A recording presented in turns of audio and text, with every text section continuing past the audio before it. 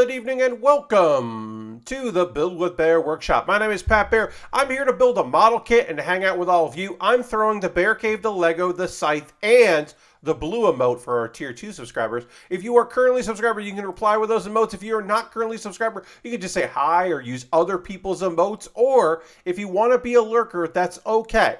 Do I like to see people in chat? Type in things into chat. Yes. I like to interact and chat with all of you. Do I want you to chat? 100%. Do I need you to chat? Not really. You can get away with it because some people just want to have it on their phone or they want to have it on a TV while they're doing other stuff or just like another monitor. And they're just not jumping into that.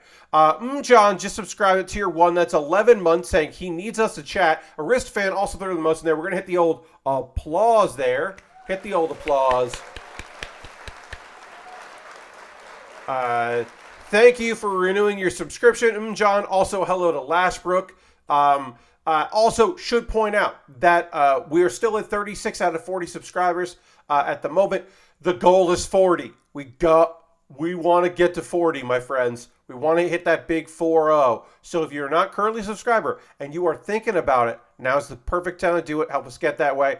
If you want to join Aristofan on the gift sub leaderboard, you could gift a subscription and end up on that leaderboard. We appreciate, of course, Aristofan for gifting those subs. But yeah, 40 is basically the payoff minimum.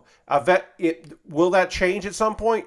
Possibly. Has it changed right now? No. So as of right now, if I want to get that payout every month, I got to get to 40 subscribers a month. So if you would like to become a subscriber, please consider doing so. We want to hit that big 4-0 and then go beyond it. Look, I would like to have as many subscribers as years I've been alive, and that's 42 right now. That's just a good number. But, you know, the goal is 40. Tonight, what's going on tonight? Well, we're going to keep working on Magnamon. Magnamon's right here. We've got a chest. We've got a head done. We're going to work on the right arm, the left arm. I'm just going to look in order. The right arm, right leg, including feet, because this kit obviously has feet. And then build the waist last, and then put it all together. No weapons on this kit. So that's what we got to do here, but we'll get it all together.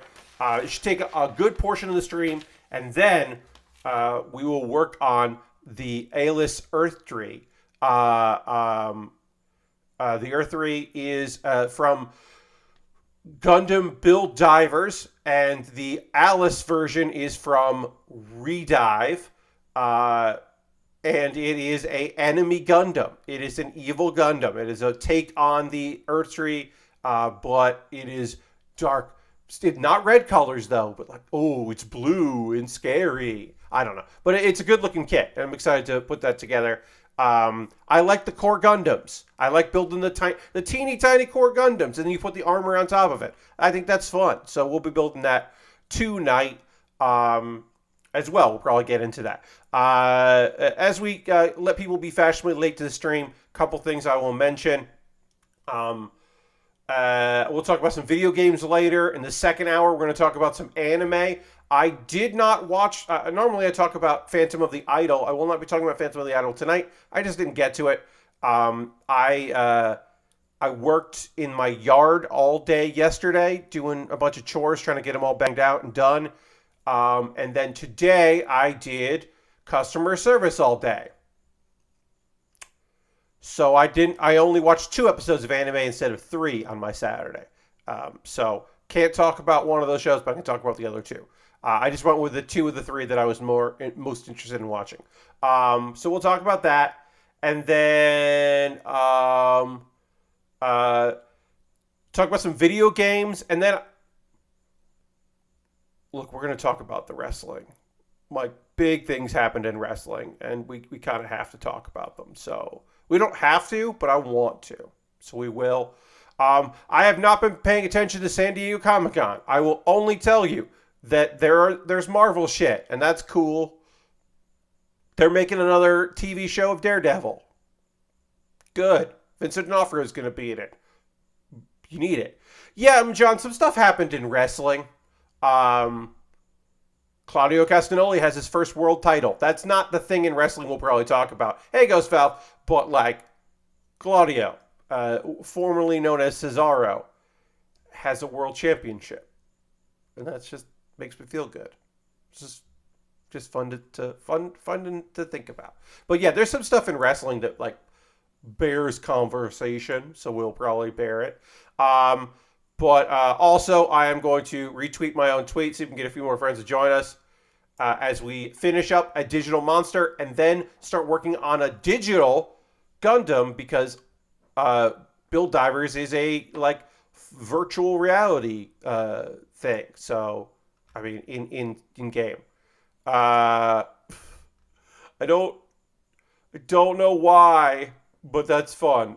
Just like it's just to like, good luck, Pat. I'm very proud of you for, I don't know, maybe it's for building a Digimon. I don't know why. In a response to me tweeting, I got that response, but I'll take it. I like it when people are proud of me. But that just feels very fun to be like, hey, I'm building this stuff. Join me in the stream. I'm proud of you. It's like, okay. They're going to have 2 Avengers movies in 2025. I mean, I don't know. Look, here's the thing. By 2025, there'll be 3 new Avengers because they'll be in movies from 2024 setting up that they're going to become Avengers. This Bears Conversation sounds like the title of a future feature. This Bears Conversation does feel like my next Wednesday thing. And I'm going to just copy and paste that because look, I don't know if I'm going to use this Bears Conversation as my next Wednesday thing, because what does that mean? But also, I may use that someday, because why wouldn't I? I'm just going to Control V that over in there. Let's get into model kit building. That is ostensibly what we're here for. So we got to get into it. We got to talk about it. Let's do it now. As I start working on the right arm of this kit. Okay, the important thing from the world of wrestling. It happened yesterday. Totally threw people off. No one was particularly expecting it. Happy 27th birthday, Maki Ito. Ha ha! That joke. You could put that joke in parentheses if you, if you in quotation marks, I should say. If you were like that joke. I thought of that yesterday, and I couldn't wait to do it on stream. Just be like, as if the only thing in wrestling that I want to talk about tonight was that Maki Ito is 27. Happy birthday, Maki Ito! You were a fantastic wrestler with a great gimmick, and I hope you had a great birthday. But that's not actually what we're talking about. So yesterday, earlier in the day, when stocks were still being traded, it was announced that Triple H was coming back, returning to his job as vice president in charge of talent relations, a job he had until he suffered an issue with his heart and had to take some time off from that. He was doing that and also running NXT. He is coming back to his role as vice president in charge of talent relations, which was being run for quite some time by John Laurinaitis, who was removed from his position because he is most likely the fall guy in a lot of allegations made about Vince McMahon. So Triple H is back doing that job. That's great. Bruce Pritchard, who was doing both head of creative and head of talent relations, is now just head of creative again. And it's like, oh, okay. That's interesting. Triple H is back. Hell yeah. I hope you're doing well, Hunter. That sounds good. I hope the health is better for you, Paul. Great. And it's like, that's some big news, and that's fun. Cool. That's probably it as far as WWE news, because we'll all just drink a big glass of water and then look at Twitter and, oh, Vince McMahon retired. And he tweeted about it. And he did use hashtag thankful, which was just funny to me. I don't know why that's the funny part. But yeah, Vincent Kennedy McMahon, the man that took his father's business from a regional promotion into a national enterprise. That despite what some people might tell you, did not invent wrestling or popularize wrestling, but did for many years make it a viable business for generations of talent and should be credited for some things. Took many risks along with other people to make wrestling what it is today. He's not the only person involved, but certainly is more involved than some people would like to say. Also a fucking monster of a person in a whole garbage man. He retired. Thought he would die, friends. Thought he would die in gorilla position running a show. So he retired. Currently, the interim co-CEOs are his daughter, Stephanie McMahon, who is also in charge of global outreach, I believe, and Nick Khan, who is come in a few years ago as like the business guy, came in from Hollyweird to work in the company. John says, so on a scale of 1 to 10, how bad will the allegations against him be? So, yes, one would assume that Vince McMahon steps down. Now, Vince McMahon steps down from the company that is, quote-unquote, his lifeblood. And as many people have pointed out, that man doesn't have hobbies other than working out, but working out is because he considers part of his job. He doesn't have hobbies, and he doesn't really have friends. So the idea that he would stop working is weird. So one would have to assume that the Wall Street Journal was going to be posting something, or somebody else. Something is coming that people were like, hey, you can't be in charge of this anymore. Like, you just can't we can't have you in charge of this shit, is what the assumption is. That, like, something's going on that is so fucked that they were like, you gotta go. Now, he is still the majority shareholder of the WWE. And since the WWE is a publicly traded company, what he wants in the long term, or what he wants broadly, is still a thing that people will he still has a lot of say in what's going to go on there. Now, will he be running creative? Who knows? Will he be in Bruce Pritchard's ear all the time? Probably. Hey, words may be welcome. Will Vince McMahon be at every Raw and SmackDown? No. But will his presence certainly be felt? Yes. If you thought that SmackDown last night was going to feel in any way different, let me tell you, it did. It was not. It was not any different. Now, there are thoughts that perhaps the head of the visuals, the head of all of the entertainment, like cameras, the director, Kevin Dunn, will probably be out. Bruce Pritchard will probably be out. There will be a culling of diehard supporters of Vince McMahon. One would have to assume. I don't know who takes those other jobs, who comes back into it, who fills in those gaps. I cannot tell you who would have those spots. But one could assume, and probably should assume, that they will not always have those jobs, because you want to put people in those jobs that, like, will understand if they get a phone call from Vince McMahon, but won't be calling Vince McMahon about what's going on there. That they will, like, listen to their bosses, and then instead of listening to the word, like, going behind someone's back to go and, like, call Vince to be like, hey, this is happening. That kind of thing. So, like, stooges are going to get moved around. People are going to get put in positions of less authority. All of that shit is going to happen. And then, something goes down. Who knows? Of course, this was announced after the stock market closed, so it didn't tank the stock.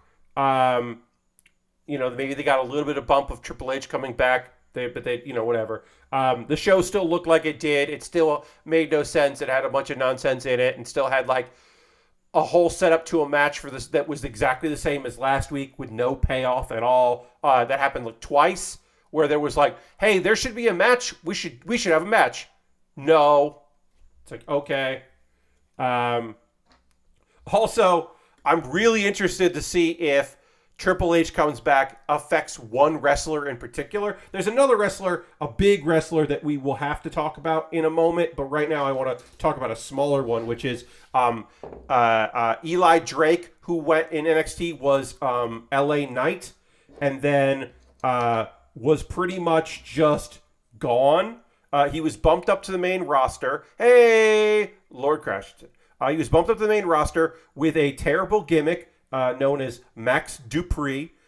He's a model agent, and he's basically taking wrestlers and that have bad gimmicks and giving them a different bad gimmick.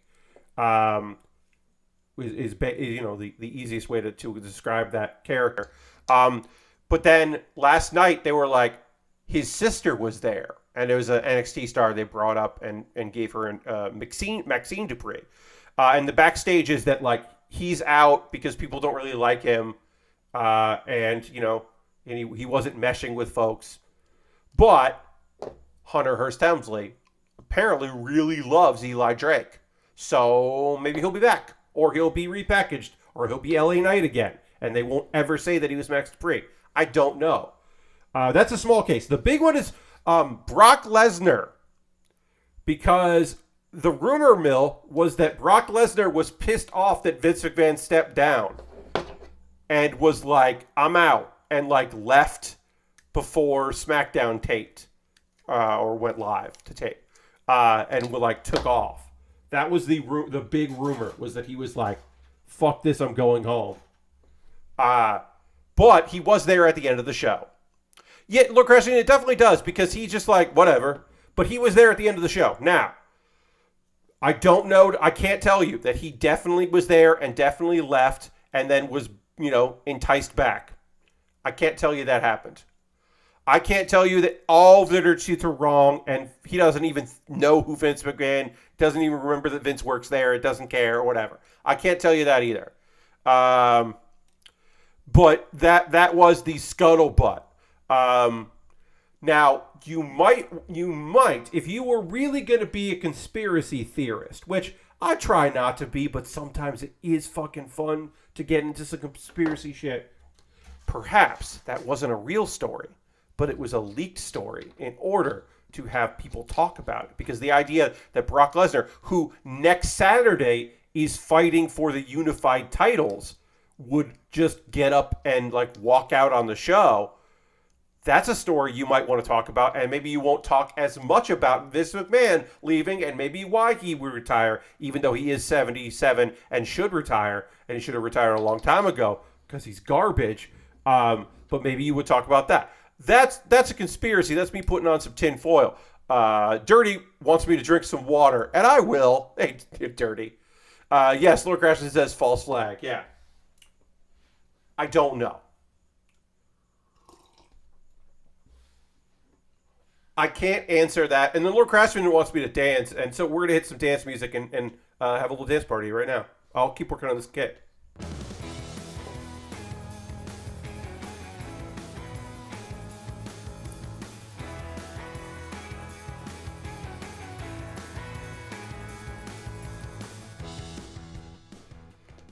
Also, Drew Gulak is in a tag team with Ricochet, and they were in the dark match. So technically, even though it wasn't aired on television, technically Drew Gulak and Ricochet and the Los Lotharios were the first wrestlers to compete in WWE when Vince McMahon was no longer chairman and CEO. That feels weird. That feels very weird to say that. Like they're the first wrestlers in WWE without Vince. Again, they weren't. I wasn't on television, but it definitely was the first one. I feel like that news wouldn't really leave the wrestling sphere the same way Vince retiring does. Totally. But maybe it was like like I said, that's why it's tinfoil hat. I'm not necessarily saying that exactly what happened, but like, I don't know, it's fun to think about. Wasn't the rumor that Goldberg was going to replace Brock if he wasn't going to do his next big match? So, yes, Lord Crashington, Cultaholic said one of their sources was that it wasn't confirmed, but Goldberg still has dates, promised dates in 2022. And the belief is that he might wrestle later in the year. But the idea would be if Brock is out, let's try to get Goldberg to be his replacement, because at least that would maybe feel like a big deal. Which I don't know, but at this point I think that's diminishing returns every time they bring him back in. But that was like I'm one of them, Lord Crashington. I personally. Definitely, I don't want to see Bill Goldberg in a match anymore. I think here's the thing: his fight with Dolph Ziggler, where he kept attacking Dolph and Dolph kept asking for more. That's how I want to have Goldberg. If you want to put Goldberg on a card, you have him fight in a non-title match and just destroy somebody that can really sell. Do that. Have him beat a shit heel. That's what you do. You don't have Goldberg for a title, it would, that's just not, that's not how you book a man his age anywhere for any promotion. You don't do that. You put him in a tag match with somebody that can work and then have him come in as a hot tag, because Goldberg spearing off a hot tag is great. Yeah, exactly. He can't go, so don't put him in a position where he has to go. Put him in a triple threat where he can roll out of the ring after taking some punishment and come back and just do some power moves, and then you have the other two people fighting each other and making Goldberg look good. But don't have him a one-on-one against like Roman Reigns. Like, no, I don't need to see that. That doesn't help anybody. But that is probably what they'll do at some point. One would assume. Anyway, it's all weird. Everything's fucked, and it's very strange. And John Laurinaitis being out of a job is great, because fuck that guy. Vince McMahon not still being the top shareholder, but theoretically not being the booker man for things. The idea that the WB no longer has the buck stop with Vince is interesting, and I look forward to finding out what's going on.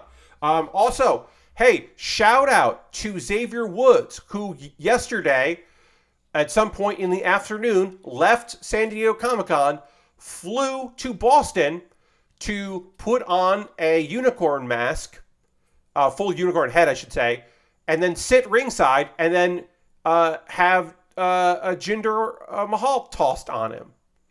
And that's all he did at work. He talked some nonsense, which was great.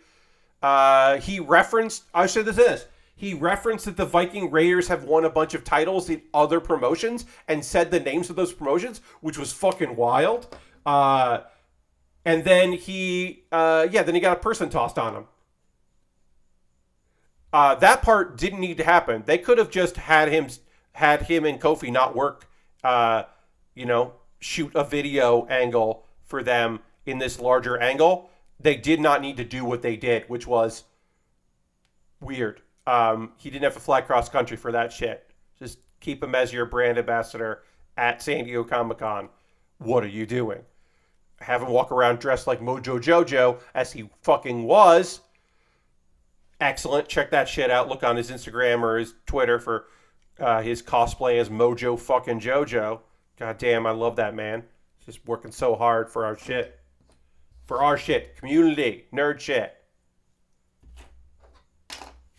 Is there other wrestling stuff about it? I mean, not really.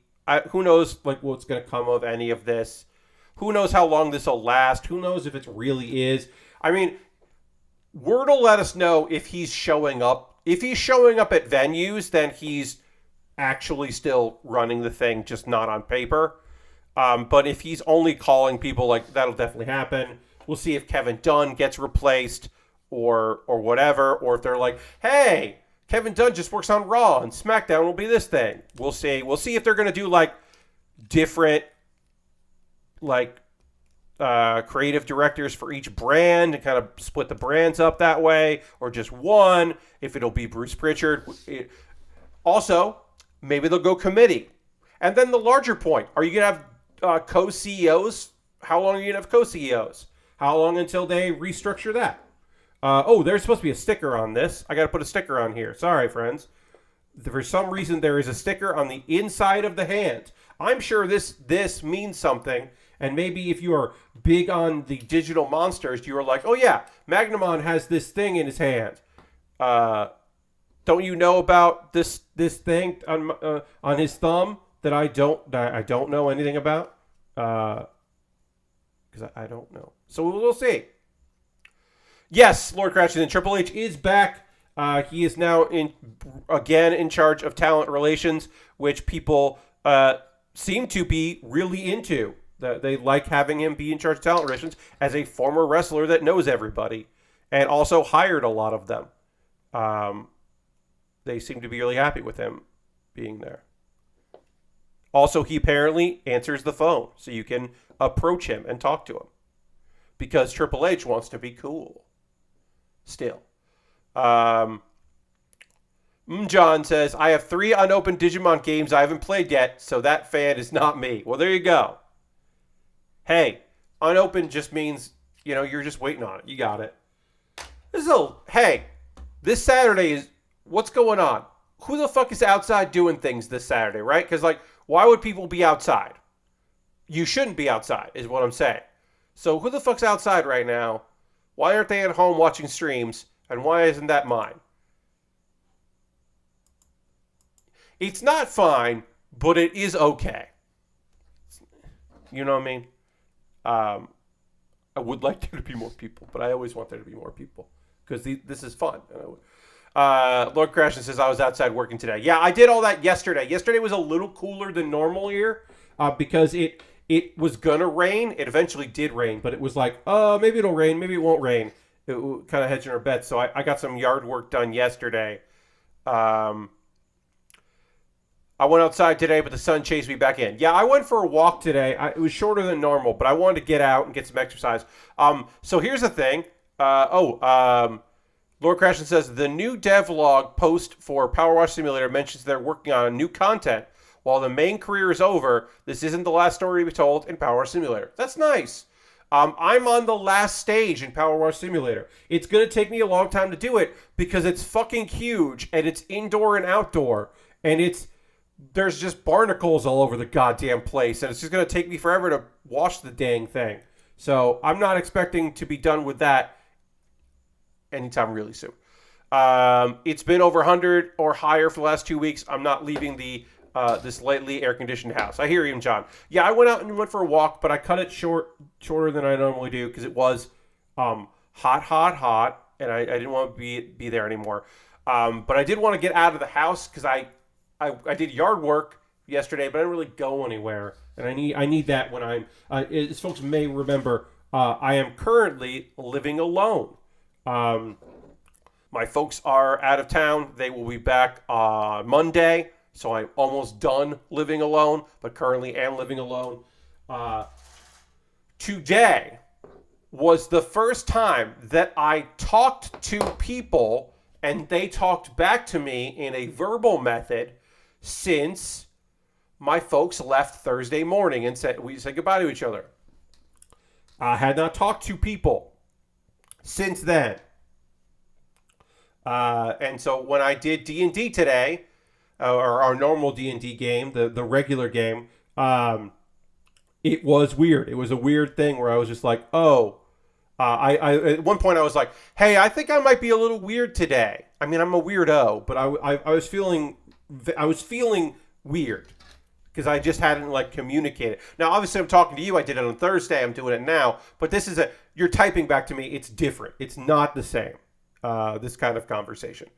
Um, we had storms for a couple hours today. Big winds and rain. More storms tomorrow. While it's also supposed to be a high of 93. Did I miss any cooking streams? I recall those happening more frequently when they're out. So, John. Well, first off, Lord Crashington. I mean, I hope that the rain cools things off for you, but it might not. And then, John, no cooking stream. They left on Thursday, and they'll be back on Monday. So Wednesday, I could have, if they had been gone on a Wednesday, I might consider it. Also, I'm probably done doing cooking streams. We talked about this a bit, but my last cooking stream that I did in February while they were gone, I was probably going to do two. The original plan was that I knew I would do one, and I might do a second one in February, the end of January and February, when my folks were out of town for like the month. That first cooking stream, which ended up being the only cooking stream that month, had a worse turnout than a random Wednesday of me playing Pokemon or Power Wash Simulator or Jackbox. Jackbox is higher than my other ones, but like it had a very poor attendance, and cooking streams are an incredible amount of work. Because I have to set up my computer in my kitchen. So it's there like all day, and I have to like work out of my kitchen, and it's just like it's so much setup and so much work to have very few people watch it live. I was like, oh, okay. Because the first one was really good for me on a Wednesday. Incredibly good numbers. The second time I did it, which was the last year, less, but that made sense because it was like 2 weeks in between. But then like it didn't happen for a year. And then I got like less people than if I played Hearthstone, which people fucking hate Hearthstone. And people that really like Hearthstone don't want to watch someone that has no views they don't know. So I was like, oh, okay. Well, think I'm done doing this. Now, next February, might I rally and do another cooking stream? It's certainly possible. I might just be in the fucking mood to do it because I don't always make choices based on how many people are watching. If I went on that, every Wednesday I would watch wrestling because that's the biggest turnout I get for any of my Wednesday streams. Jackbox and wrestling are the biggest audiences that I get. So if I was only going by audience numbers for Wednesday, that's all I would do. But I like mixing things up, and I like doing stuff I like to do. So I'm fine with it. Sometimes brand new games will get some attention if people haven't played it, but cooks. I mean, doing pancakes, Lord Crashington, like I could try to do pancake art. That might be fun. I've never done it. We have some squeeze bottles here. I could like try to do pancake art. We have food coloring and stuff. Like that's a thing that like I could do. Now, would I do that? I don't fucking know, but I could. I think that would be kind of fun if I gave that a shot. I don't know if it would be New Day pancakes, but yeah. Saku pancakes, let's go. Make some fun pancakes with chocolate chips and whatnot on them. Yeah, I mean, I could do that. I don't know if I would do that, but like I certainly could give that a shot. Again, I don't know. I have till next February to decide. Also, hey, what if I didn't fucking live in South Carolina next February? Wouldn't that be nice for me if I lived back in New York again? I would love that if I lived in New York again and not fucking here, which I'm grateful, again, so grateful to have the opportunity to live in this house while I try to make my fucking dreams come true again and get back to where I want to be. But like, if I lived alone or with roommates, also if I lived with roommates, I probably wouldn't cook unless I like cleared it with them and everyone was fucking cool with me like streaming out of a kitchen. But like, I don't know. I think most of us enjoy not being in South Carolina. Yeah, I'm John. I mean, like, somebody loves it. It's just not me. I'm not the one that loves it. I would like to be back at my shit, doing what I want to do. Just don't be like that one streamer that nearly burned down her place while cooking on stream. Yeah, yeah. Yeah. I do my best not to do anything flammable on stream. Says the guy who has cooked, but yeah, certainly. Uh, one of the Confederate flags. Lord Grashton, I don't have to go that far to see. Hey, if I was ever broken enough that I wanted to see a Confederate flag, a real Confederate flag in person, I can just walk 3 doors down from my house and look in the garage because it's not hanging in their yard. It's hanging inside the garage. So if the garage door is open, you just see a Confederate flag in the house of a man who is a retired police officer from the state of New Jersey. Not a Southerner, a retired New Jersey cop has a Confederate flag hanging inside his garage with a flag that says 2020, no more bullshit. Which is very funny because it's 2022, so I guess there was more bullshit. You fucker. Ugh. So yeah, if I want to see a fucking Confederate flag, I don't have to go far. Goddamn South Carolina. There's some good people around here. But there's also some fucking garbage. John says it's wild how much "don't be like that one streamer" applies to. Oh yeah. I mean, my favorite, not named because somebody screen capped it and took off the names streamer this week, was the person mad at their community for not watching their streams. I'm not pronouncing that person. I believe it was said that was someone who uses he, him, but I can't remember exactly, so I'm just going to say they, so that I don't misidentify them. But the basic just was, so let's say this, right? What if I got mad that I knew how many people were in my Discord and they didn't watch my streams live? Let's say I got mad that I have 1,700 followers here on Twitch. I don't have 1,700 people watching. What if I use that number as a reason to be upset with people not watching? What if nobody typed in my chat and I got mad at people for not chatting? But basically that's what this person was doing. They were just very upset and they were like, why? It was something like multiple times this streamer has had to get a new mod team because their old mods stopped watching. And then they were like, people don't show up. I just did this stream for nobody. People say they're interested on Discord and they don't come, or they didn't even talk in the Discord and all this stuff. And it's just like, they don't owe you anything, bud. It's like, what are we talking about here? Especially, it's free to follow, my guy. Again, I'm not trying to gender this person because I don't remember. But it's just like, nah. Look, there are a lot of people that follow me on here that have never watched me stream. That's all right. I mean, would I like them to? Of fucking course I want them to. I would love it if people stream. There are people who are never, ever going to be subscribers. Do I want them to? Yeah, I got my fucking number right up there, right here. I want to hit 40 subscribers. I would love to hit 40 subscribers tonight. Am I going to get those 40 subscribers tonight? I don't know. Am I grateful that I have 36 fucking subscribers? Of course I am. I'm thrilled by that. That's unbelievable. That 36 people. 31 people, and then 5 people gifted a sub by Aristophan, if I'm going to be honest about it. Sure. 31 people are like, I will give you $5. 30 people are like, I'll give you $5 a month. One person's like, I'll give you $10 a month.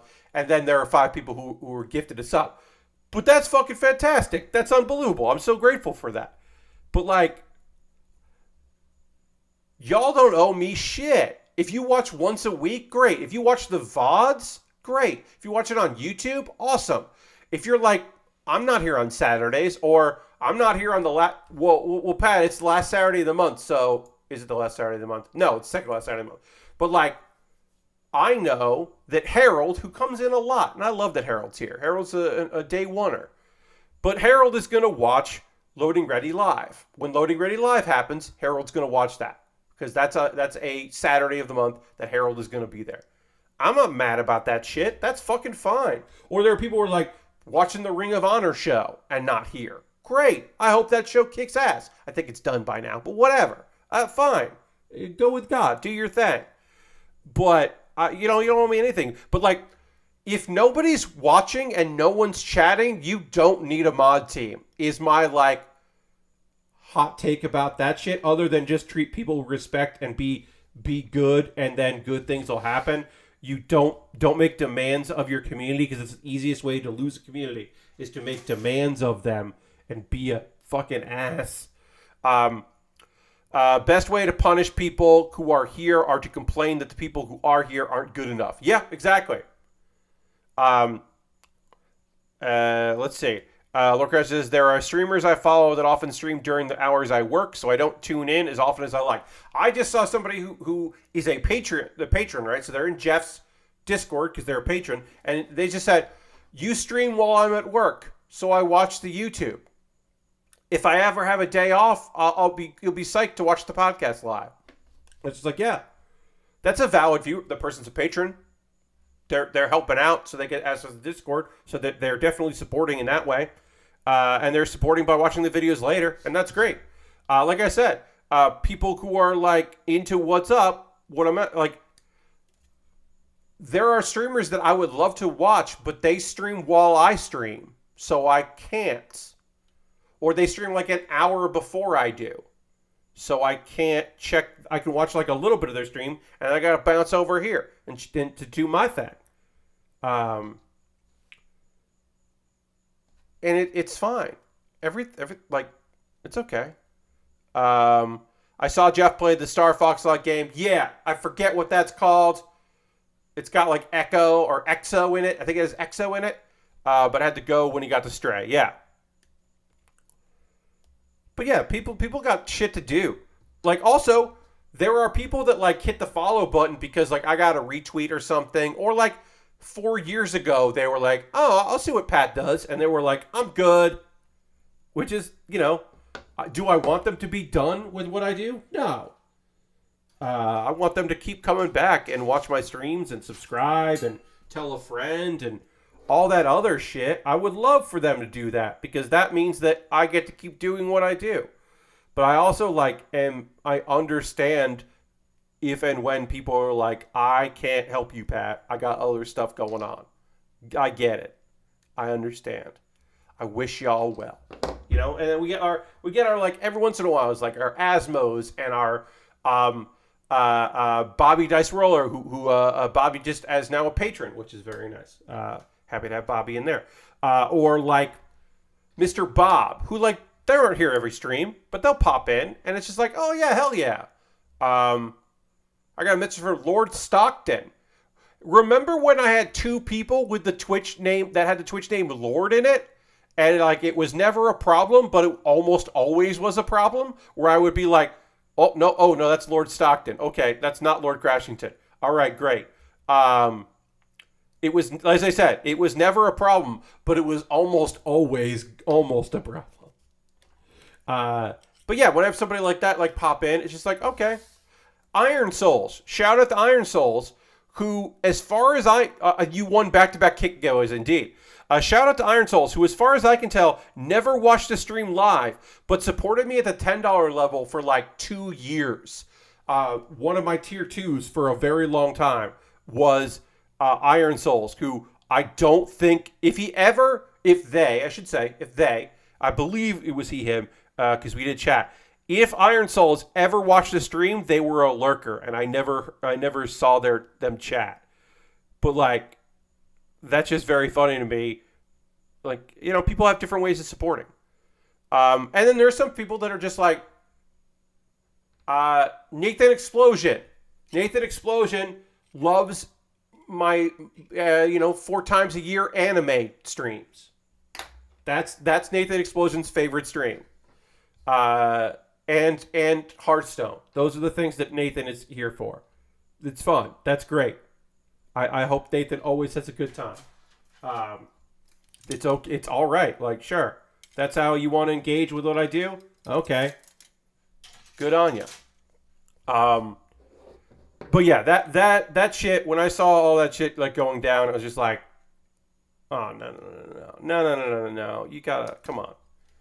You gotta fucking figure your shit out. You can't be mad at people. Like, hitting the follow button doesn't cost anything, so you can't be mad at people for not following through on the one moment where they were like, yeah, I'd probably like that, and they were like, actually, I don't. Because, like, how many people... let me ask y'all. Y'all are here right now. What does it take to get you to hit the unfollow button on Twitch? What does somebody have to fucking do for you to be like, I don't want to know when they go live? Because it doesn't affect you like, oh, you get that pop-up that they've gone live when you're watching someone else and you just ignore it and it goes away. Or like, that's it. There's no, that's all it is. It's like, oh, my list of who's streaming, this name keeps popping up. Whatever. Like, there's no incentive, there's no harm in... Unless you're like, okay, everyone on this list right now is someone that I don't care about their streams, so I'm going to unfollow them so my list has more people that I actually want to see because they're getting bumped out. I guess that's the time you do that. But I've never unfollowed anyone on Twitch, I don't think. I just don't go to them. Yeah, I'll unfollow if they're in the follow channels for a few months and the list is long. I guess, yeah, if the list is long, that makes sense. My list is never like, I guess also, I don't like look at my the follow channels list. I just go to a stream I want to see because I know when the people I want to see when they're streaming.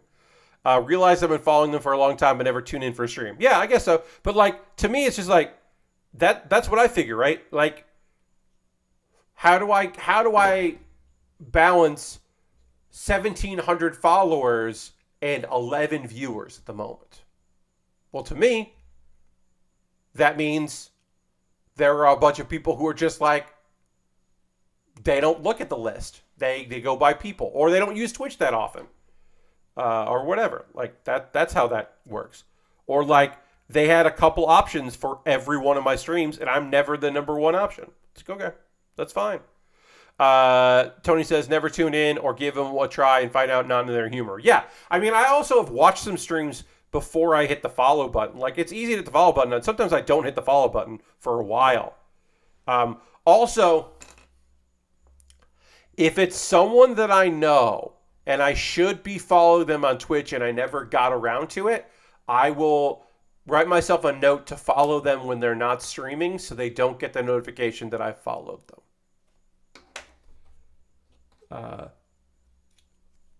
Because because that gets weird. Also, maybe I'll write something in their chat when they're not there so that it shows up as the first time and they won't see it as the first time chatter.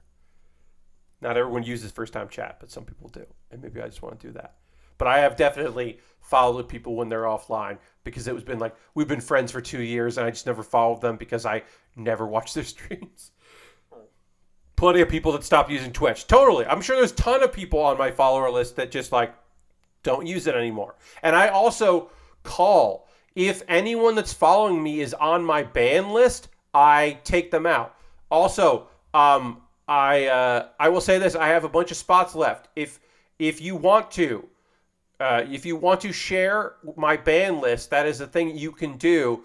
I don't know if it's only available right now or for affiliates and partners. It might be open to everybody, but you can request that we share a ban list, and I will do that.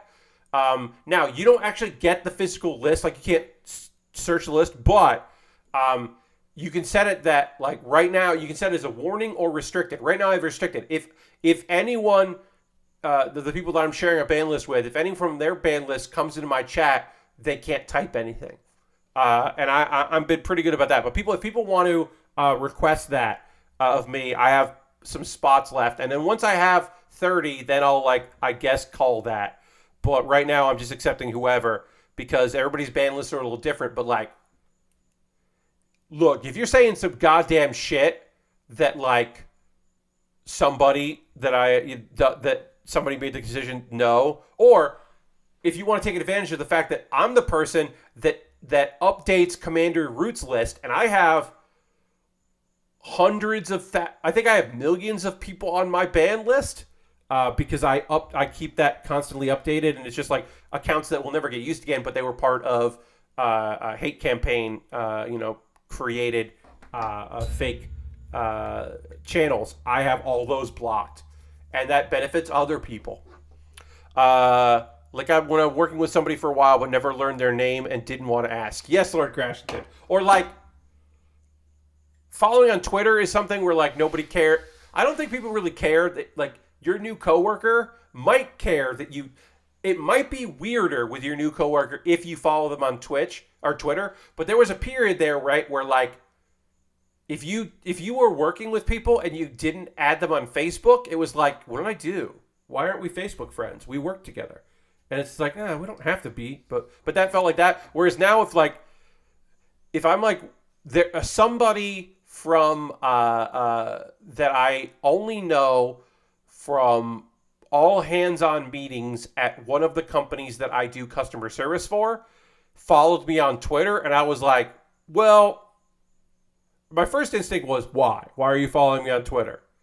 But then I was like, I guess that's fine. I mean, I do performances and stuff, but I didn't like plug my Twitter. She just like looked up my last name and first name and then found me on Twitter, and I was like, that's weird. I have not been funny or entertaining in these all hands on meetings, but okay, I guess. I've had someone follow me 2 minutes after talking to them at a conference. Yeah. Oh, I've definitely run into people at cons and stuff, and like I still get email notifications when people follow me on Twitch because I never turn that off, and I should. But like at a panel, like I've been on Lang's panel and mentioned like, hey, I'm Pat Baer, BAER, I'm on Twitch, it's Pat Baer, and have people at PAX on their phones adding me on Twitch, and like that's fun. But what like a coworker is just like, I found your Twitter page, I know you like anime, and it's like, yeah, you were gonna find that out anyway. They don't say that part, but like that's in my head what I think people are thinking when they suddenly get into my shit. They're like, "Oh, look at this guy and his anime that he likes." I don't know. I knew people that were like that in college classes. I didn't even follow family members. Yeah, I mean, whatever. Like I said, the Facebook thing always felt like I have so many Facebook friends that I don't remember who they were because they were an intern at the Upright Citizens Brigade Theater for like 3 months in 2012. And I just don't know who they are. But we're Facebook friends, and I'm happy for them or sad for them, depending on what's going on. Or occasionally I'm like, oh, yeah. Shit went bad, huh? Okay. Oh, yeah. Cool. Oh, you're one of... No. Oh, you're putting a frowny face on my post of me wearing a mask voting in 2020. Weird. All right, I'm going to unfriend you. I don't need your weird negativity. Are you mad that I voted, or are you mad that I'm wearing a mask? Or both? What's going on here? I don't remember who you are, so I definitely don't fucking owe you anything. Oh, look at this guy. Look at this guy that likes anime. Indeed. There's an anime channel on Jeff's Patreon, and it's partially my fault because on several occasions I encouraged or started anime conversation in general chat. Imagine linking things. Indeed, goes foul. But I started anime chat enough that it finally became clear that we probably need an anime channel, and it's fine. I mean, it's not, but it's fine. Look, there was already a wrestling. I don't know the numbers, but I would say outside of recent games, which is always people talking about recent games, Recent Games has a lot of people talking, and the wrestling one. The wrestling channel has so much conversation going on about wrestling constantly.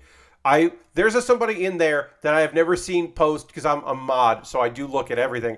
I've never seen this person post anywhere but there. Like, that is what they are here for, is someone that could talk about wrestling, somewhere they can chat about wrestling, which is awesome. But it's very funny to be in there.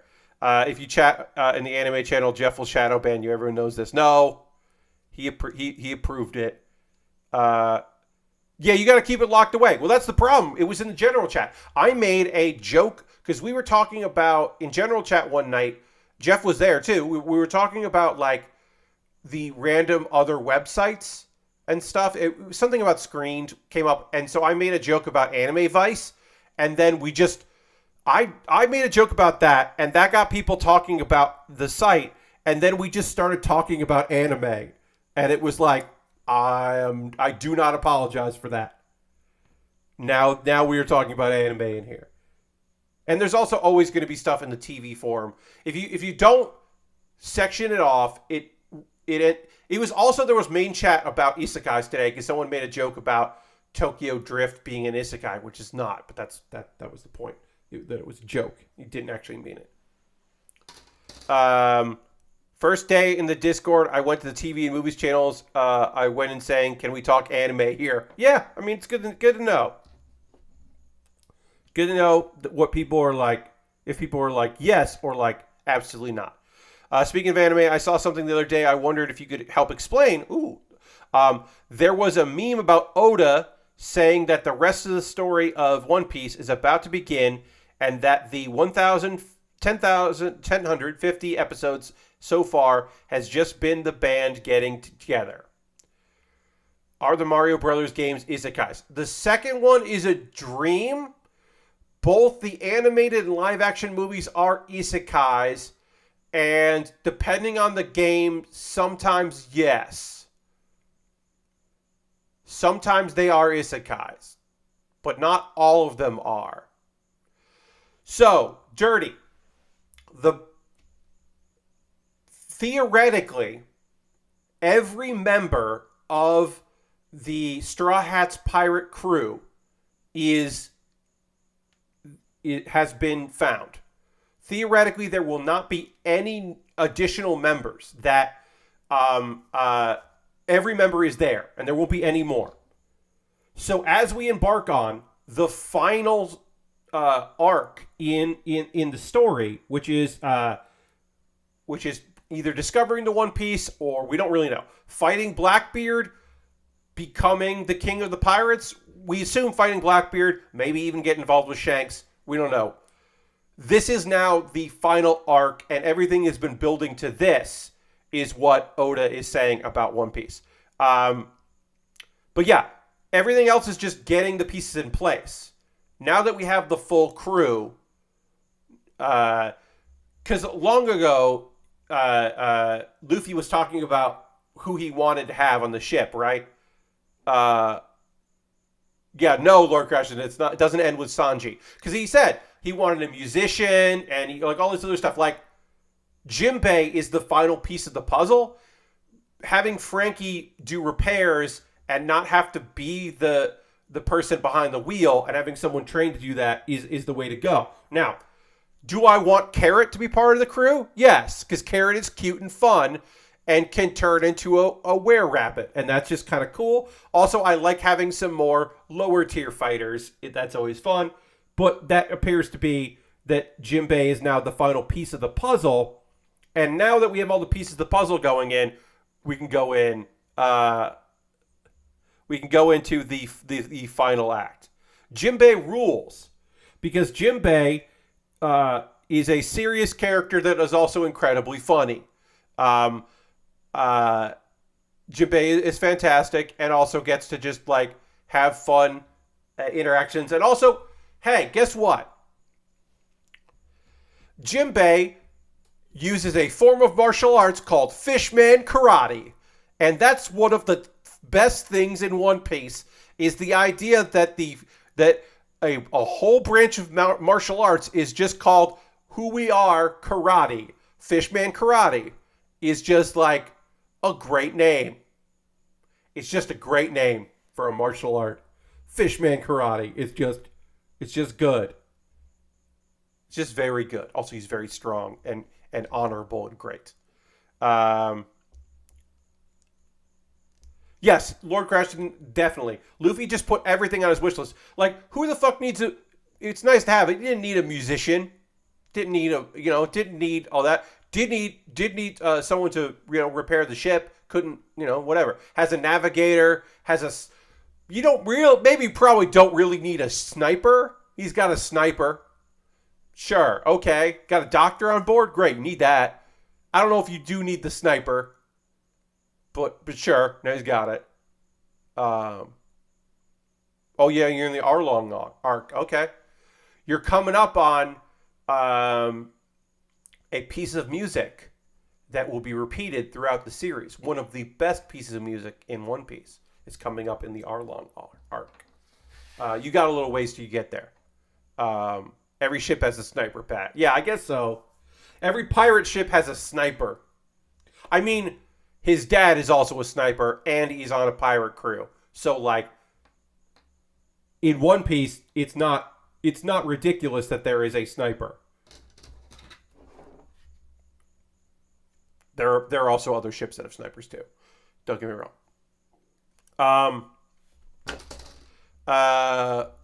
Oh shit! Actually, it's a little after 10, so we're gonna keep working on this leg.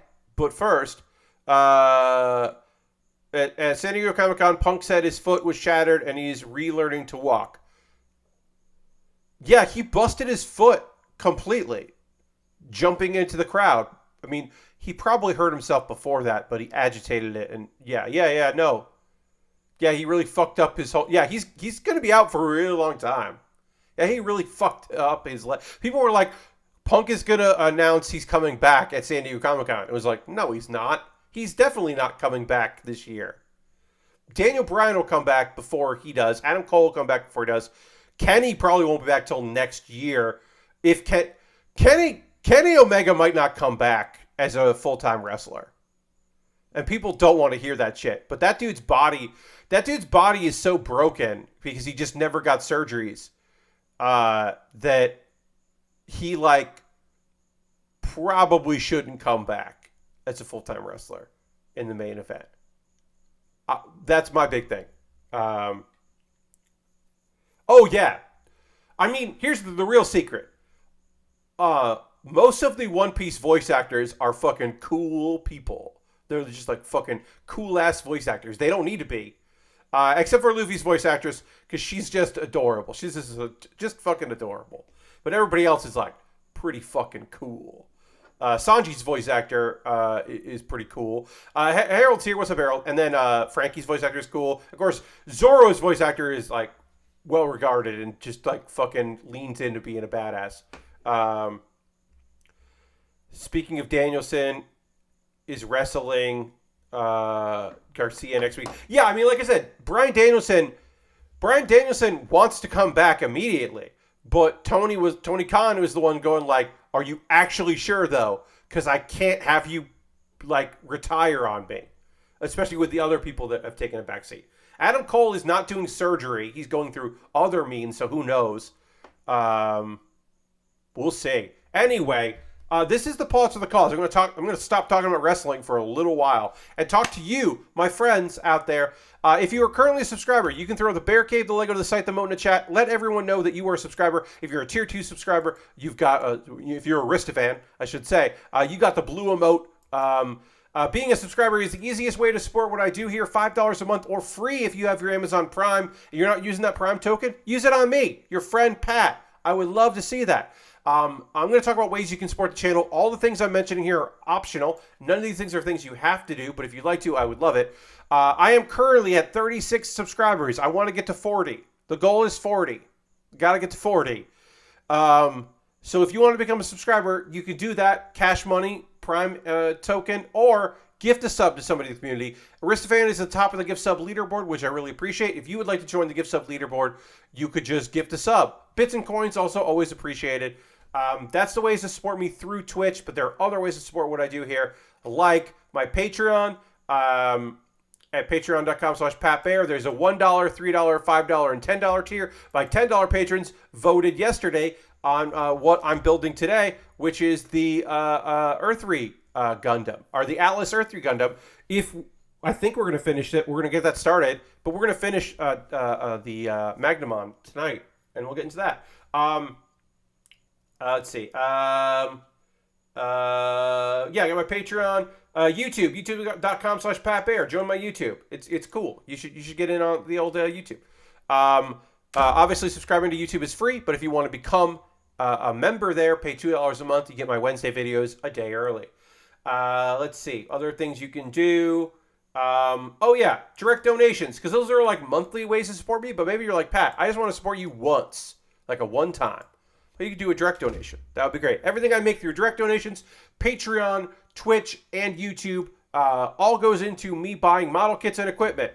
The next kit that I'm going to be building, the Earth-3, was bought off. I bought myself. That's just a kit I was looking at, and I'm like, I'm going to get that. So that came from money from y'all. Now, the kit I'm currently working on, Magnamon, I got from my Amazon wish list. Thank you, CJ. If you would like to buy something in the list, have it jump the queue, you can do that at any time. Check out my list, see if there's something that you would like to see me build on stream. I'll shoot a YouTube video dedicated to the thing as a thank you, and it'll jump the queue because it's the least I can do. I have inexpensive Lego sets. I have more expensive Lego sets, model kits. I should add more Pokemon. Right now I only have one. High-grade Gundams that are inexpensive, very expensive. Some gear at the bottom of that, because it's always fun to build gear, or to have gear to make my life a little easier. Various items there if you want to do that. Again, all of these things are optional. None of these things you gotta do, but I would love it if you would like to buy something for me to build. As an alternative, because some people never want to use Amazon, which I understand, I have a Throne wish list. You could buy something off my Throne wish list. They're a smaller, a little more boutique place. My voice cracked there. And then also, USA Gundam Store. You just buy a gift card there, send me a DM on Twitter. It's more complicated to do that way. It's easier to do the others, but I did want to have an option for that to USA Gundam Store. I have a Discord. That is a way to support me that doesn't cost any fucking money. Is just jump into my Discord, so you can do that. A couple of video links for you to check out before we get back to model kit building, and going to talk about 2 anime that I've been watching. Pat Bear's Anime Club. Speaking of anime, I talked about all of the isekai that are out this season. There are 7 isekai shows this season, only 7, and I talked about all 7 of them, if I'm going to watch them, if I'm going to watch them eventually, or if I'm not going to watch them at all. And then Do You Remembaer is my ongoing video series. Every week I read a different article somewhere on the internet, often Wikipedia, and then I try to remember everything I can from it and talk to you about it in a memorable manner. And this week's video is about the Wikipedia list of diss tracks, not the article on diss tracks, the history of diss tracks, the physical list of diss tracks. The number 1, the first ever diss track, may surprise you. You may have heard of the most recent one. And then there's also a list of YouTube diss tracks that I feel worse for remembering, and I'm trying to forget it. All right, let's get into some anime. I'm going to drink a little water first before we get into that. And of course, before that, I'm going to dramatically transition, and then we're going to get back to model kit building right now.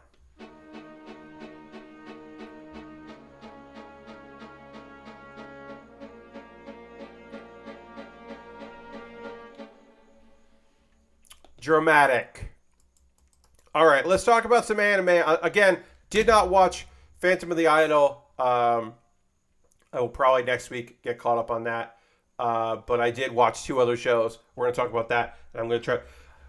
We might not even get to the Earth-3 Gundam. That might not happen tonight. I thought this build was going to go faster than it is, but I don't know. I'm not complaining. It's still a good build that I'm enjoying doing. So we'll see. But I need to talk to you about Teppen, Laughing Till You Cry. You may remember that this is the series about girls who are all living in a big dormitory, and they are competing by telling jokes in groups. in this national competition. That is the premise of the show. So every episode seems like it starts with this. So far, that this has been the format. Every episode is one of the groups is like starting a comedy routine, and then we see an episode which is either how they got to those jokes or just about the group, focusing on the group, and then it ends with them like, finishing their set. So we don't.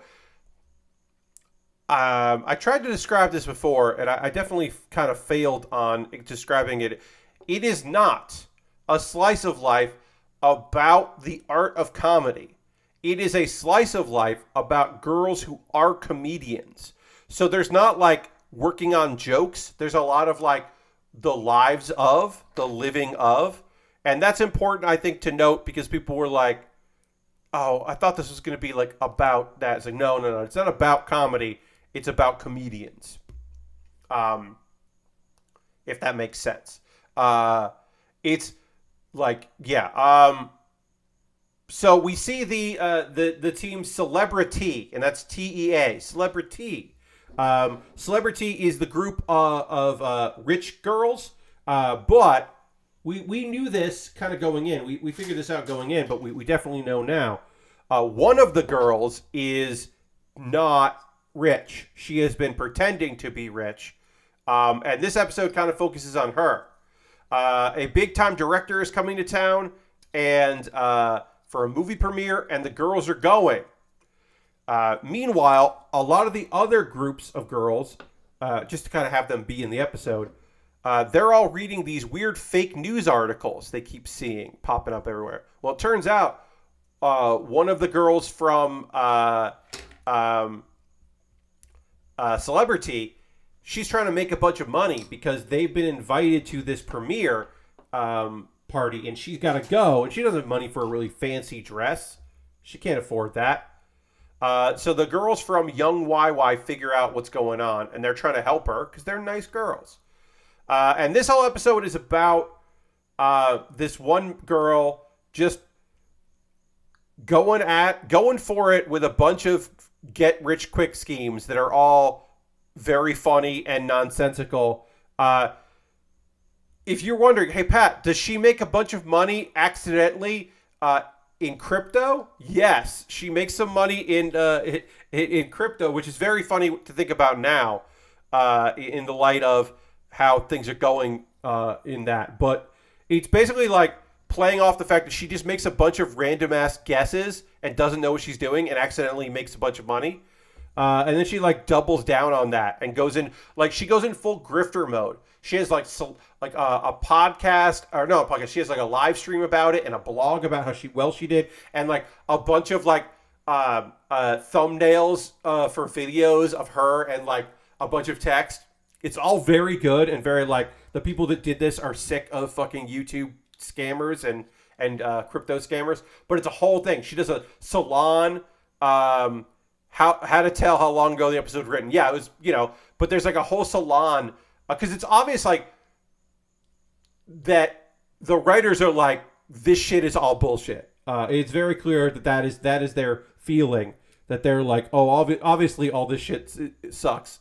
But it is really well told, that this gag, they really go for it in a way that I really appreciate. But yeah, she has a salon where she just uses buzzwords and all this marketing stuff.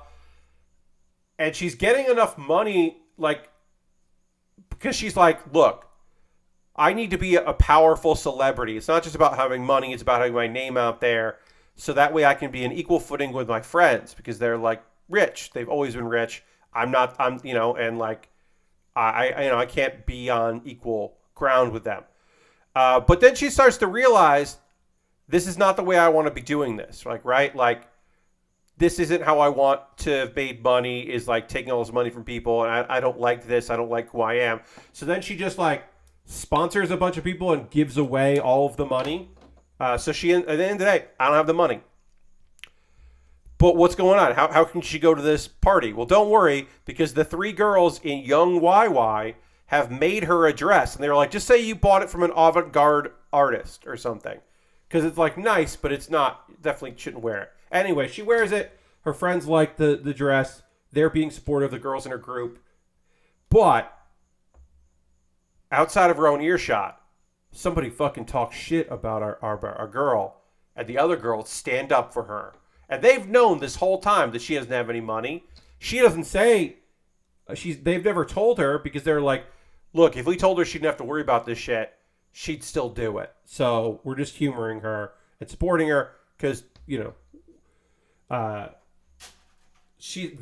this girl is the first friend they've ever made, that treats them like an equal. And so they love their friend and they're going to support him. And that's the episode. It's sweet. It wasn't my favorite episode so far, but like it was fine.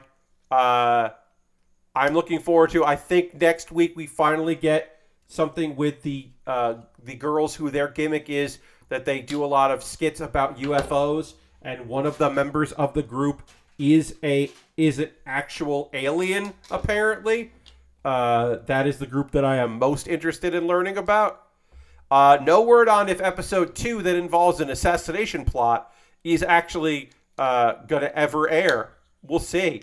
Right now, if you look at it on Crunchyroll, it's episode 1, 3, and 4.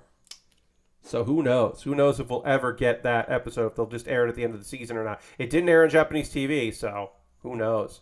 Maybe it'll be DVD only, or Blu-ray only, I should say. And it will just never come out. I don't know. Let's see. But that's Teppen, Laughing Till You Cry. Again, not my favorite episode. There is I did post it on Twitter and on my co-host. There is a funny moment where the girls in Young YY are trying to help her out, and they have this like board of like easy ways to make money, and they're like, phone scam. No, don't do that. But then there's one that just says bounty hunter, which I just thought was very funny. Like this young girl. Also on that list was Manzai, the very thing they're doing, as if they're like, I don't know, maybe you can make money doing comedy. And it's like, no. There's stickers on the leg. Okay, so. Okay, and then Black Summoner. I was kind of dreading this episode as somebody that has read the manga. I knew this episode was coming, and we have to just get it out of the way because it's fucking frustrating. So,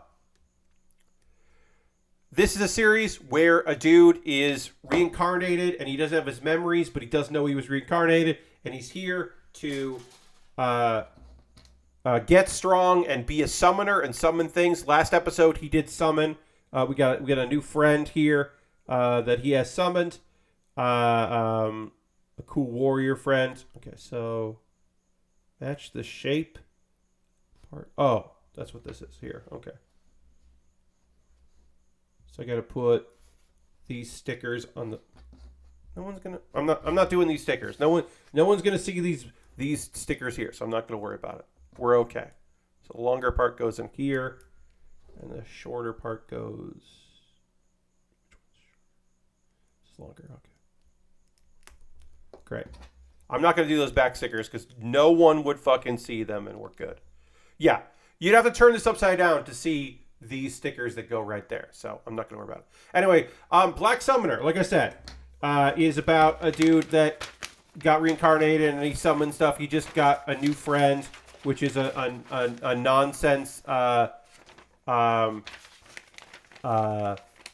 knight that used to be alive, and then he became an undead knight. And it wasn't until he was became volunteered to become a summon that he now has his memories back. This episode is about our dude purchasing a slave because he needs to have someone watching his back. Now you think, why wouldn't he just summon someone to do that? And the answer to that is there's no answer. He wants to have someone in his party who is also not a summon because I guess maybe he wants to, he's worried about magic. I don't know. They don't explain it. There was a half elf in the first episode that we saw. Now we're going to get into this half elf. We're gonna run into this half elf. We got this half elf. Her name is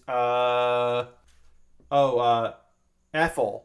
Efil, Ethel, um, and she hasn't like chosen her skills yet, so that's why he wants to find someone that hasn't chosen their skills, because he's like, oh, I'll find somebody out there that hasn't set their skills up, and then they'll do what I want, and then it'll be great. Everything will work out good. She's a half elf, and since she's born, as long as she can remember, she's been cursed that anyone that touches her gets caught on fire. So, as you can probably imagine, she has had a rough life of never being able to touch anyone, and has felt very fucking bad about herself for her entire life. So great for her that she gets to meet our dude who learns the magic to dispel that. Maybe that'll come in handy later. But anyway, now she's going to be his maid / backup, and she's going to live a good life, and good for her, I guess. But it's still like, any isekai that doesn't involve slavery, I'm already like, fuck yeah. I was reading this one story, and like he went to go see some slavers, and then he was like, actually, I don't want this. And it was like, hell yeah. But then he went back and he did want that. And I was like, oh, that sucks. It was a whole goddamn thing. But yeah, I knew this was coming. Didn't need it. Still don't think it needs to be in these kind of stories. We don't need that. Just have him fucking make friends. It's okay. Unless he's had a traumatic event which leads him to believe he can't trust anyone. What are we doing here? Anyway, so the other part of the episode that's actually interesting, in my opinion, of Black Summoner is the whole thing with Leo. Leo is the guild master, the local guild master, who is just like, hey, so you're from another world, huh? Because, here's the deal. Our boy, Kelvin, our main character, he has a concealment of rank B. So he can conceal his identity and people can't read it. Unless your appraisal eye is rank A, like Leo's is. So Leo's just like, I see your skills. Oh, you're a summoner. Oh, you're from another world. I've met a couple people from another world. So, cool. Let's talk. And Kelvin's just like, kind of thrown for a second. He's like, all right, fine. So you know what's up. There you go. What do you want? And he's like, well, the heroes are worried about, look, the Demon Lord's getting resurrected. Guess what, friends? There's a Demon Lord in this world. The Demon Lord's getting resurrected. The heroes were summoned. Thanks to the goddess, aka the girl Melfina, apparently helped summon these heroes. And look, they're focusing on the Demon Lord, but there's still a bunch of monsters. So basically, Leo wants Kelvin to be like, "Hey, I'm going to make you I'm going to rank you up. You're going to jump all the way to B, and we'll look after you. And you just have to worry about fighting monsters. And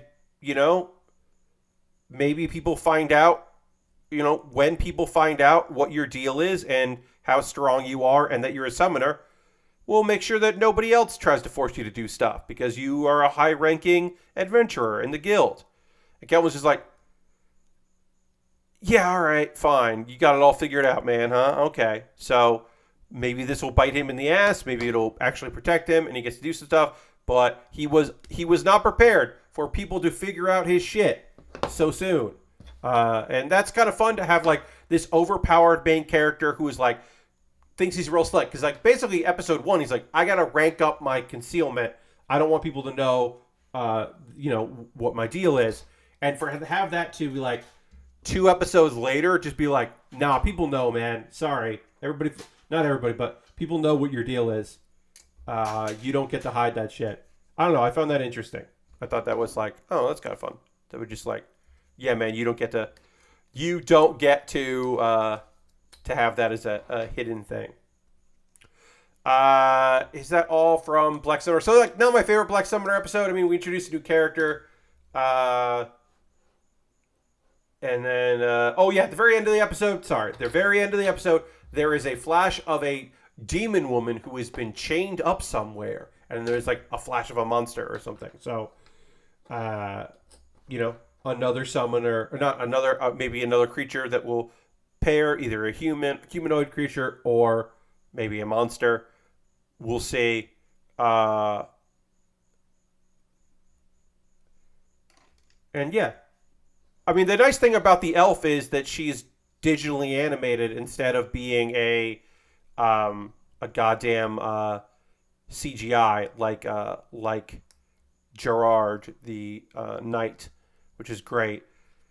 I understand why big suit of armor is going to be done in CGI, but it just looks bad compared to all. It looks bad when it's in the same scene with a bunch of people who are digital animation. That's just, I'm always going to think that way. I just think it looks bad. And that is all of the anime that I'm going to talk about tonight. Again, I did not watch. Cannot talk about Fan of the Idol. I'll either talk about that on Monday or in the future or next week. Talk about both episodes. I don't know. I haven't decided yet. Video games. Let me know in the chat. What are y'all watching? What are you playing? You know, if you're watching people on stream doing it, you're playing yourself. What's going on with some games for you? Let me know what you're into. Right now, I have been focusing on Lawnmower Simulator. I'm playing it on Game Pass. It is an okay video game. I don't love it, but I do like it. It's not. It is scratching that itch of the simulator that I can wrap my head around, but it is not my favorite thing in the world. I do like that it's fucking British. I think that adds a lot to it. It's not like the only reason I like it, but it is a reason that I like it. You know what I mean? Like, it's not like the top reason, but the fact that it's like that goes a long way. That's what I'm saying.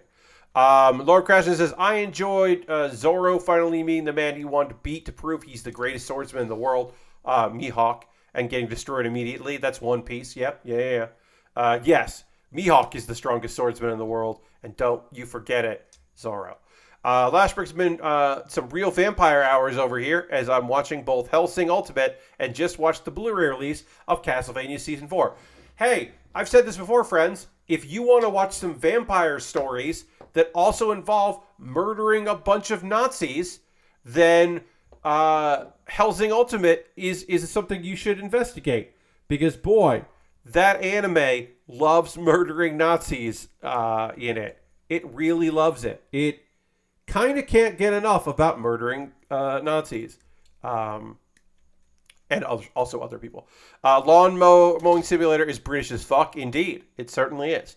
Dirty, wet, and got your oil changed. Nice. Start inspecting. Stat inspection done today. And remembered that cell phone hotspots are now free on my service plan. So I was able to play some online hunts, some monster hunts, while sitting in the waiting room by tethering my Switch to my phone. Hell yeah, tether that shit. Get it. You want to get some gaming in? Get some goddamn gaming in. Nice, Dirty. That's good. Lashbrick says, it really goes straight to the Nazis as soon as it can. Yes, it gets into, hey, we're going to murder some Nazis in Hellsing Ultimate. It moves fast to get there. And also, look, even though it's a few years old, it still looks pretty damn good. Harold says, my games lately have been Fall Guys, Floppy Nights, and Forza Horizon 5 for Forza Horizon 5's Hot Wheels DLC. Indeed, yes. I've seen some of that Hot Wheels DLC. Forza is not my jam, but some of those cars look fun. I'm on the monster truck in Power Wash Simulator. Hell yeah, that big old monster truck. I'm on the last stage in Power Wash Simulator. It's still good. I like it. It's a lot to wash. But I have the tribe thing, so I've just been using the really powerful nozzle that we unlocked at the end of Wednesday's stream. I'm using that powerful nozzle to just try to get a bunch of it done, and then I'm going in with the clean up what I miss on there. But I'm taking my time with it because it's a big old area to do. The inside and outside of it. But I do like the idea of, there's only so many inside locations in that game. I am also interested in hearing that they're good. They're not done with it. So that's nice. I'll have to keep my eyes peeled Try to get some updates on that. I don't think I'm ever going to stream it again, but I can at least tell you when I am playing it and kind of talk to y'all about it. But again, I don't think I'm necessarily.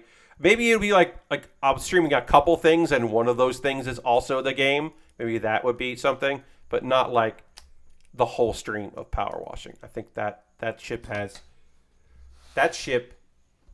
been power washed. If I'm on the fortune teller wagon, how many more jobs are there? Dirty, I cannot remember the exact number from that point. There are a lot of jobs in Power Washing Simulator. Power Wash Simulator has a whole lot of jobs, so I don't have that answer, unfortunately. I cannot remember, but there's a lot of them.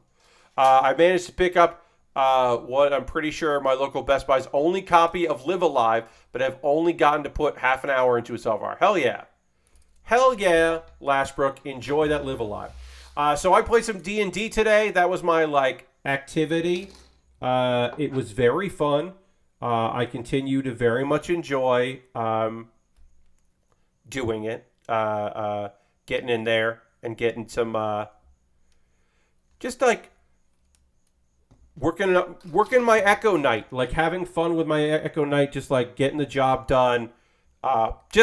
Just punching stuff with my Echo that also punches things. And now my character understands that it's not an orc trying to steal his thunder. It's not another Echo Knight. It's his own. He used to think it was a shadow. Now he understands that it's not a shadow. That it's a part of him. And he's psyched about that. He finally understood what was going on. Very silly, very fun though. I do really enjoy. I just like D&D. Again, I had some weird energy today because I haven't talked to a person and have them talk back to me. I've talked at people on stream, but I haven't had a conversation. So I recognized pretty early on that I was oh, I'm feeling weird. So sorry. But I think it was okay. We had fun, which was good. And we had the full crew. We haven't had a full crew in a while because we haven't done it because we haven't had the full crew. So everybody was there, and that was good. Because you need everybody to be there. All right. So crotch. We got to build a crotch, and we got to put stickers on the crotch. So we got to get a crotch together here. I heard that D&D Satan Panic is back. Yeah, D&D is getting popular enough that it was only a matter of time before people... There's an op-ed in the Atlantic about the dangers of Dungeons and Dragons. But yeah, Satanic Panic is returning because people are ridiculous and sensationalists.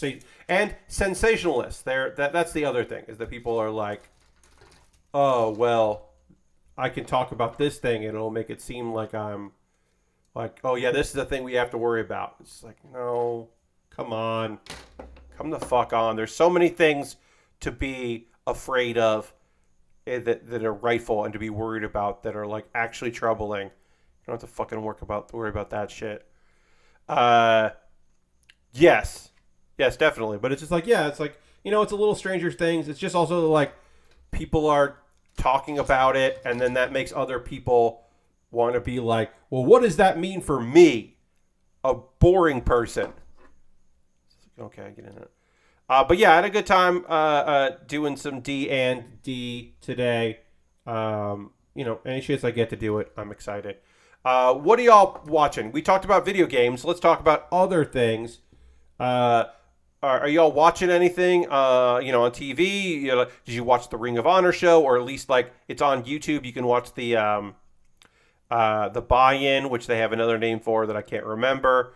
But yeah, anybody watching anything movies wise? Did you go see Nope? I did not see Nope. Not because I don't want to see Nope, but because I don't want to go to the fucking movie theater. So I said Nope to the movie theater, but I will probably see Nope. I'll probably rent it. I imagine I will. So But the idea of me going into a movie theater, to that I say, no, thank you. 0 Hour, yes, thank you, Lashbrook. Yeah. They're like, quick, the rubes are catching on to our scam. Let's throw some distraction on them real fast. Yes. Yeah, it's just another throwback worry to make people panic. Watching Better Call Saul, which is kind of heartbreaking at this point as it merges where things are in Breaking Bad. Yeah, I mean, that's the thing that, like, it's interesting about that. It's just like, it's watching this show and going, hey, I kind of know where these characters end up. Like, going from there. I'm way behind on Better Call Saul. I'm way, way, way behind on that. Someday I'll get caught up, but it won't be today. But I do that where I like just stop watching a thing and then go back to it eventually. I might wait till it's all done. The Orville has been very good, says Harold. Okay. They're taking advantage of being on Hulu instead of broadcast TV and doing longer episodes. It's been great. That's awesome. I have never seen a single episode of that program, but I know you've enjoyed it, and that's cool. I hope you are continuing to enjoy it. All right, then we got to put A218, which is over here. We are almost done with this kit. I did think that we were going to start. I really did think we were going to start the Earthery, and we did not. So I think instead we're just going to finish this kit and then get set up for the Earthery. We only have the tail left and then the side skirts, so it's not like we have a lot left to do on this kit, but we do have a little bit left. So we can at least get this part done and this part done. And then, oops, nothing there. Oh yeah. So yeah, we're not like done with this kit, but we're getting there. We're almost done with this kit. Gotta get the legs together here. They're in the final episodes of Better Call Saul, so you can catch up soon enough. Yeah, I'm probably just like gonna wait for it to all be done so that I can marathon it, or like take breaks when I want to take breaks. But know that like the Discord is. I'll miss some of the discourse by the time we were ready to get there. I don't know why that all went to shit, but it did. Trying to get this leg together. Hold on. Where'd it go? Here. Sorry about that. In trying to get this to work, to go in, it just got away from me. All right, we're going to do that. I tweeted about this. Folks, a kit that I have been coveting for a very long time is here. I'm going to show it to you right now. The Heavy Arms Endless Waltz Master Grade. The 1/100 Heavy Arms Endless Waltz Master Grade.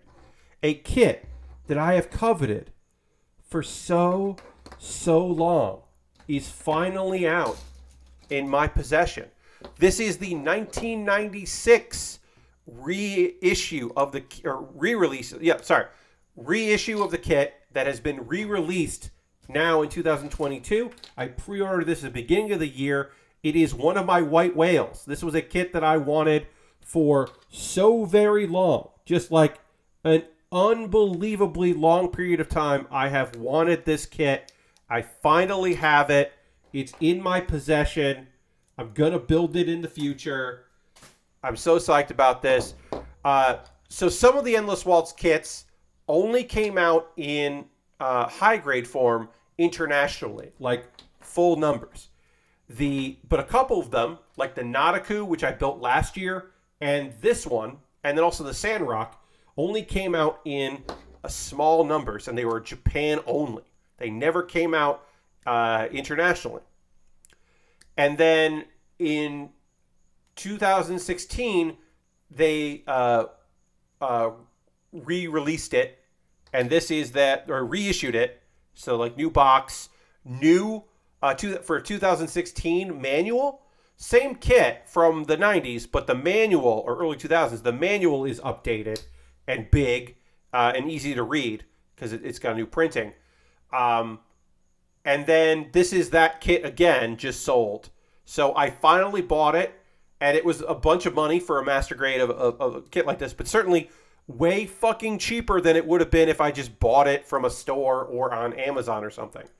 So again, this is one of my white whales. I love this kit so much. I've built it in the 1/100 scale as a high grade because they used to do that. They used to do big high grades like that. But this is one of the kits that was like on my list of something I've always wanted to build. Lord Crashton says, also played some Stray, which is cute and fun to explore the world as a cat. Yeah, that seems cute. I've enjoyed watching people stream it. I don't know if I'm going to pick that up myself, but I have enjoyed watching it. I can say that. And then Dirty says, trying to decide whether to rewatch Babylon 5 or Sequest. So I would say Babylon 5 only because I like Babylon 5 more than Sequest, and I feel like the CGI might not hold up, but the creature effects, the makeup effects, I definitely do. And it's just a big, weird world that I think is great. Aristvan finished Stray yesterday. Nice. So, and Sequest, I remember, I watched Sequest because it was on, not because I, like, loved it. So, I don't know. Maybe I'm the wrong person for that, but I think Babylon 5 is a treat and worth a rewatch. Worth a rewatch. Lastbrook says, got my order from Sentai Filmworks in, so tomorrow I'm probably going to watch Kaiju Mono, a movie where Kota Ibushi and Minoru Suzuki battle kaiju. Okay, that sounds incredible, so I hope you enjoy that. Let me know how you like it. That is a wild sentence.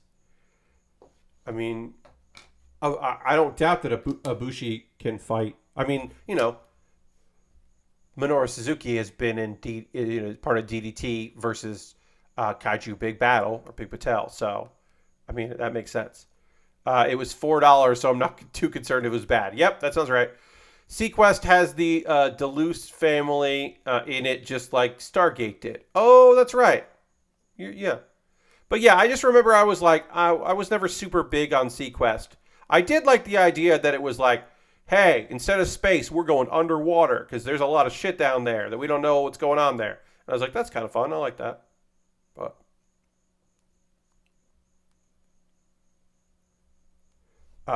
But yeah, Lashbrook, the fact that it was $4, like, yeah, it almost is better if it's bad for $4 because if it's really good, you might be like, oh, they should charge more for this. But instead you're like, ha, joke's on you, Ibushi. I saw your weird movie that you were in. All right, I'm going to clean this up. We are almost done. I got to do the tail, and then we can call this kit finished. I don't think we're going to go over 11 p.m., but we're definitely staying until I finish it. So again, looks like we're going to start the Earthery, the Alice Earthery, which is the enemy Gundam. It's a core unit Gundam that I've built before, but this it's all blue because it's evil. And I thought that was actually, this was just picked by my $10 patrons, but I did like the idea that I was going to build it because Build Divers is digital, right? So the idea that I'm going from a digital monster to a digital Gundam. I was like, oh, that's kind of fun. Oh, they do normally. They're in a big sale right now. Okay, so Sentai Filmworks is having a big sale. That makes some sense. Well, cool. Polycaps 2 and 3 are here because we got to build a tail. Not much to build this tail. Couple polycaps. We got some extra polycaps. Totally okay with me. And then we're going to build a tail. And then this kit will be done. Digital monsters. I do occasionally have that Digimon digital monsters. The English opening song, the English dub song. I occasionally have that in my head. All right. So then we got to put this tail together here.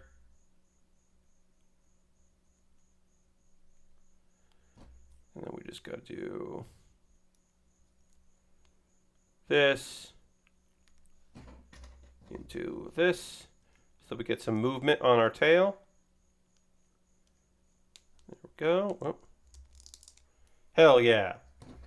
And then just stick the other end of the tail right in the butt. If you want it, there's no spot on here for a stand. You have to get a stand that like leans over, and you put it in the back here. Up here is where the stand goes, because one of the places you don't really put it, there's a tail, so you can't put the stand there.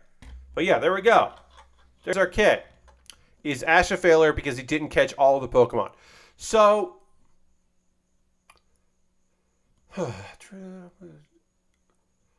you gotta catch them all. Ash is a failure because he doesn't win in the end, ever. He very rarely wins. That makes him a failure. He has caught a lot of Pokemon, and they are his best friends. And he does also defend the world. He does all the other stuff. Like, he does foil big plots, and he's there to help. He's saved the world several times, but he doesn't do well in tournaments. The fact that he won one pretty recently was like, people were like, what the fuck? It was just like, oh god, he won a tournament. Ash won a thing. So he does fail for that. I don't say he does. He's a failure in that regard. But I don't know if he's a failure because he hasn't caught them all. You've gotta catch them all, but you don't have to catch them all, right? It's not have to catch them all. It's gotta. You gotta. And he does it. And he's like, you know what? At the end of the day, you don't gotta, is what I will say to Ash Ketchum. Did you make a bunch of friends? Yes. Did you let some Pokemon go that want to be free? Did you have some of them stick around and help out some people? Yeah. You're doing okay, Ash Ketchum. You're doing all right. I'm sure Ash is very grateful for my support. Anyway, I built a Magnamon. It's impressive to have a long-running anime where the MC doesn't win very often. Totally. I love that.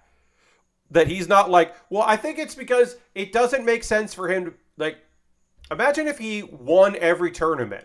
Like, he won the big tournament at the end of the season. Well, if you have tournament-winning Pokemon, why would you, like, store those Pokemon to catch new ones? And, like, he wouldn't be able to get into nonsense if he was like, hey, that guy beat the Pokemon champion. That guy beat the Elite Four. That guy beat every Elite Four. That guy's beaten every Pokemon champion. Also, if he's Pokemon champion, he shouldn't be able to go and leave. He should have to stick around. So I guess he's just, that makes a lot of sense for he's like, oh, he does, oh yeah, Ash can't go anywhere. This tail makes taking photos difficult, so I'm going to take the tail off to do an overhead photo. Because I haven't decided which photo I'm going to use. So we'll see. If Pokemon started now, would there be a lot of angry people mad that Ash never wins? I mean, yeah, there are always people mad about that shit. So yes, I'm sure there are people who are mad all the time. Oops. I accidentally almost took a panoramic photo of this Pokemon, or the Digimon. My apologies, we're talking about Pokemon. Alright, I took a photo of it without its tail, because otherwise I couldn't put it down. I watched Pokemon Z religiously. It was such an amazing story. Man saves the world. Did great in the tourney. It had maybe the best animation of the time, and they changed that to Lowland stuff and made the art style simple and cheap.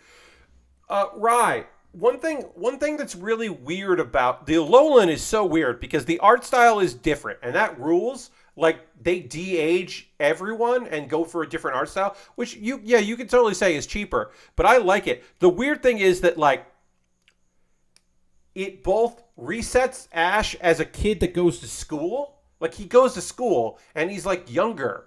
But also, everything that happened in Pokemon still happened. And it doesn't fucking make any sense. Like, every event in every other Pokemon series is still canon. They didn't redo it. They just made him younger and then put him in school. And it's like, one dude that definitely doesn't need to go to Pokemon school is Ash Ketchum. And it's so weird that they were just like, no, we're doing both. We're rebooting the series and everything is canon. Lord Crashington, not this dramatically. It's very dramatic. Like, his outfits change. His hat changes. The art style has evolved, especially as they gotten digital, has gotten better and better. But this one is like dramatic. Like, he looks different. It's like a different art style. It is probably the most dramatic change. Like I haven't looked at the flow chart, but it's definitely like way different um, than previous ones. And yeah, I think Z is pretty great. I agree with you. I don't mind the art style. It's mostly that they just like what? Go all the way or don't do it. Why did you do both? It's just weird. Anyway, that's gonna do it for tonight's stream. But we're gonna end with a raid. That is how we end every stream here. Is we go and find somebody out there doing cool shit that we want to go hang out with and see what they're up to, and show them some love. So we're gonna find somebody out there. We're gonna raid them that I know, and I know their community, and I know that they're, even if I'm not sure exactly what they're playing, I know that they're good people because that's very important to me. And I have heard from we actually heard it from Mitch himself. We rated P2 online. My buddy Mitch. Mitch was just like, I really like your chat, and that made me feel great that he said that he didn't have to say that, but he was like, yeah, I really like that. Speaking of great people, we're gonna go raid Xandra. Xandra hasn't streamed in an evening in a while. We're gonna go. I think Xandra might be doing her VTuber persona, which is totally cool. Which is like her daughter, but it's like a mouse. But no, she's not. Great. Xandra is just in there on camera. Xandra rules. Xandra made all our emotes. We love Xandra here. So we're gonna go raid. I think she's doing a speed run thing.